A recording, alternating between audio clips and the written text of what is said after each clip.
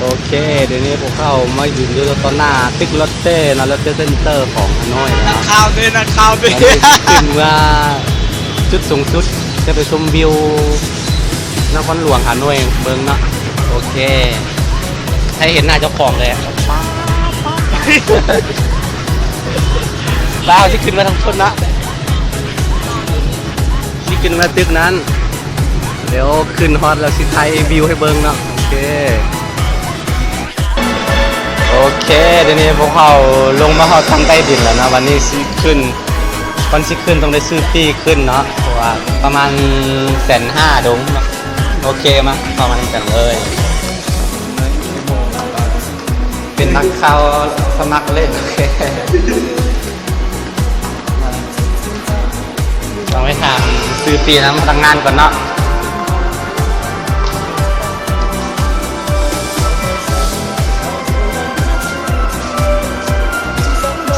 chào chị em sẽ mua vé lên từ cao nhất này bọn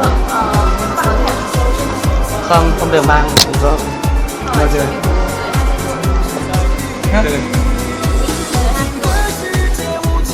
hơn 20 tuổi hả? 3 vé à? Si sen 3 nướcในลาวในลาวđể sang lên ok 3 vé nhận quên lấy về thẻ của sinh viênเอาของกูใจก่อนก็เดี๋ยวเราไปบอกมันยัง5 เซนมึงจะ5 เซนเลย5 เซนฟังไหมบอกจนได้ไปเลย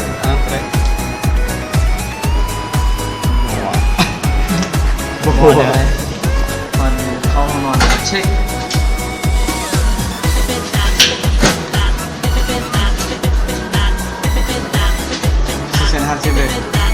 từ liên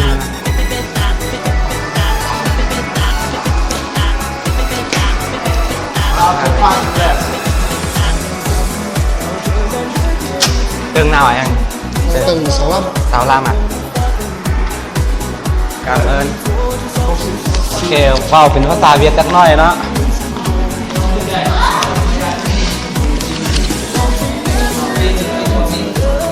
บนทางเข้าทั้งในก็เปิดโอเควันนี้จะขึ้นลิฟต์แล้วจะขึ้นไปสั้นสูงสุดสิไปชมวิวเนาะโอเคขึ้นแล้วโอเคอีกเป็นบ้านติ๊กโอเคนี่ตอนนี้ยูทีขึ้นแล้วนะยูทีขึ้นยูทีลิฟต์เนาะกำลังสิขึ้นไป3 คนถ่ายซูมวิวกันมาเดี๋ยวไปขึ้นไปครับสร้างสูงสุดเลยที่ไทยหาหน่วยให้เบิ้งนะโอเคตอนนี้เรากำลังขึ้นสั้นได้กับ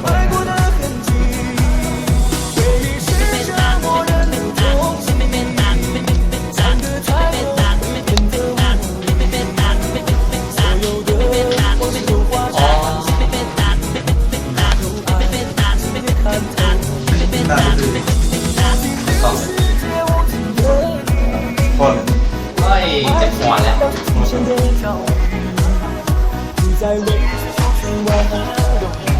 bây giờ thì đến tầng cao nhất rồi ok ôi đẹp quá okวันนี้ขึ้นฮอตสูงสุดแล้วนะ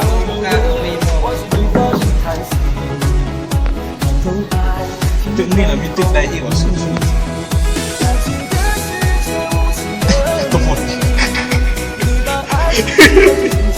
โซ่ขึ้นฮอตแล้วนะ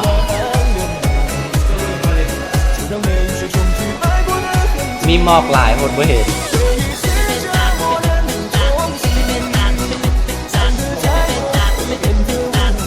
ต้องยังไปสัก2 กล่องว่า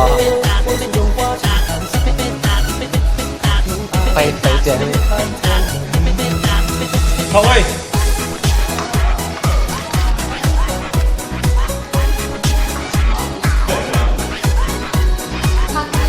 ลืมเอาบัตรนักศึกษามาขนมบัตรนักศึกษามาในเซนเดียวสิกูลืมบอกสุด บ่มีแต่เด้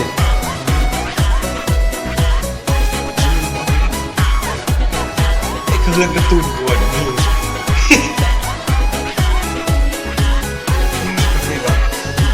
มันกีฬาติดกัน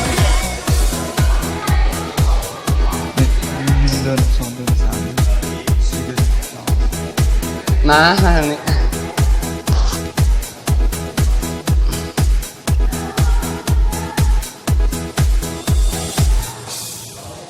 想要下载更多好听的 DJ 舞曲和时尚音乐，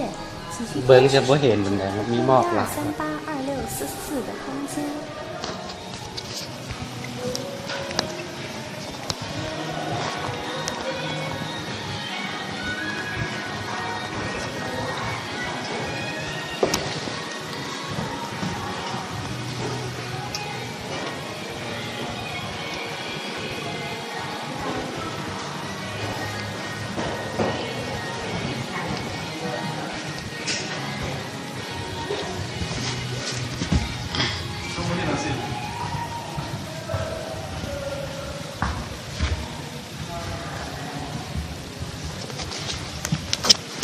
เอ้ยเมยนางพักผ่อนตักบาทก่อน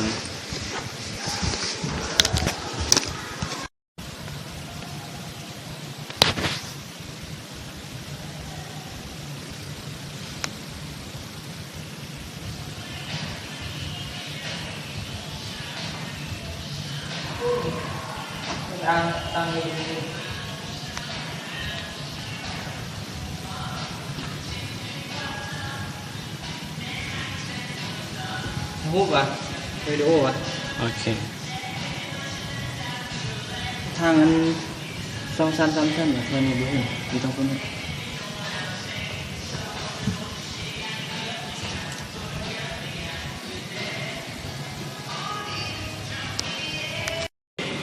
มือจะเป็นแผนที่นครหลวงเนาะจะมีอยู่หลายๆจุดจะเห็นหมด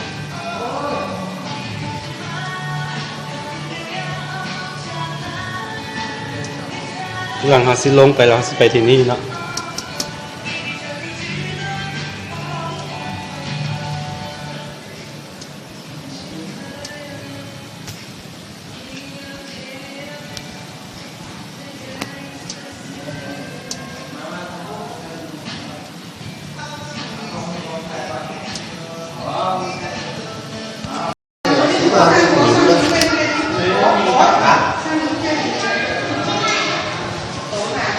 这个，